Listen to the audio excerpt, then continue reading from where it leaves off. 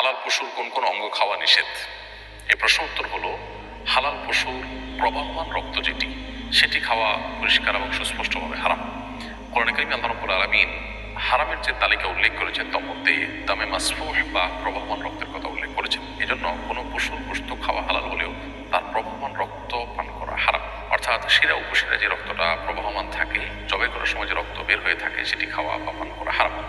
এর বাইরে হালাল পশুর গোশতের সাথে যে রক্ত লেগে থাকে, বিশেষ করে বারবার রান্নার আগে ধোয়ার পরও পানিতে যে লালচে ভাব থাকে, সেটি খাওয়া হারাম নয়, কারণ সেটি প্রবাহমান রক্ত নয়। এছাড়া হালাল পশুর আরো কিছু অঙ্গ প্রত্যঙ্গ আছে যেগুলোকে ফোকাহ একরাম, বেশিরভাগ ফোকাহ একরাম মাকরুহ বলেছেন। তার মধ্যে থেকে মূত্রথলি আছে, তারপর গুপ্তাঙ্গ, যৌনাঙ্গ আছে, পিত্তথলি আছে, এবং গোশত এবং চামড়ার মধ্যবর্তী যে মাংস গ্রন্থি আছে, এটি মনের মতো বোঝাও সেটি।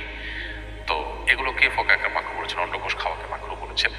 এর আগে আমরা আমাদের এক প্রশ্নের উত্তরে খুব সংক্ষিপ্তভাবে উত্তর দিতে গিয়ে এটিকে জায়েজ বলেছি এবং বলেছি কারণ রুচিতে কুলালে সে খেতে পারে।